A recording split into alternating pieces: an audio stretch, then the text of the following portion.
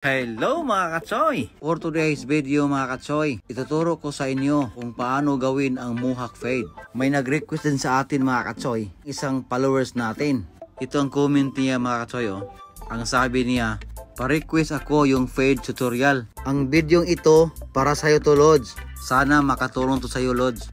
Alam ninyo mga katsoy, ang lahat ng fade, halos pareho lang ang mga technique. Ngayon magsimula na tayo. Ang unang gawin natin sa fade mga katsoy, gagawa tayo ng guidelines. Katulad ng ginagawa ko ngayon. Kasi ang guidelines mga katsoy, dyan ka magsimula, mag-blend. Tapos hindi maganda sa fade mga katsoy kung may kanto. Ngayon mga katsoy, gumamit tayo ng detailer. Ang detailer mga katsoy, siya ang pinakapino og talim. Ngayon, gagamit naman tayo ng brown. Ang brown mga katsoy, pang skin fade talaga siya mga katsoy. Ngayon mga katsoy, gagamit tayo ng malaking clipper. I-adjust natin ng 0.5.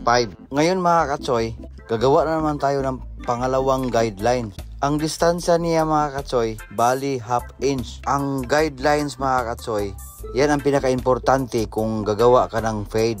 Ngayon, gagamit naman tayo ng 1.5. Pangatlong guidelines na naman to mga katsoy. Ganun pa rin mga katsoy, half inch na naman ang distansya.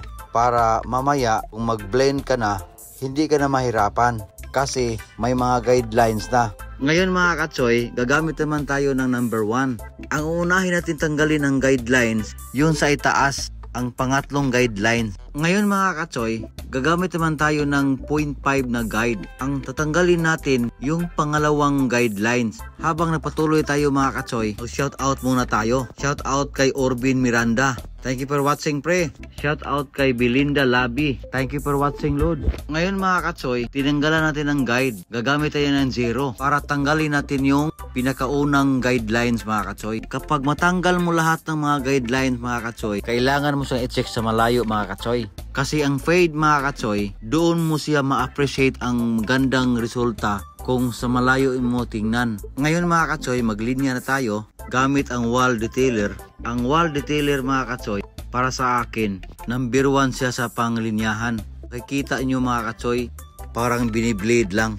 Ngayon mga katsoy, tanggalin natin yung mga kanto sa taas. Gamit natin yung barber comb saka yung wall senior natin para maganda yung transition. Ngayon mga katsoy, linyahan natin sa likod, parang i-V natin. Kasi itong style mga katsoy, hindi lang to Mohawk.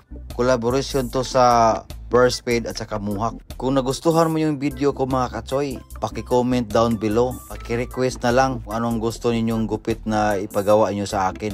Paki-like and share. Paki-follow na lang din mga katsoy para updated kayo kung mayroon kong mga bagong i-upload mga katsoy. Ito pala yung finished product natin mga katsoy. Thank you for watching mga katsoy. Hasta la vista mga katsoy.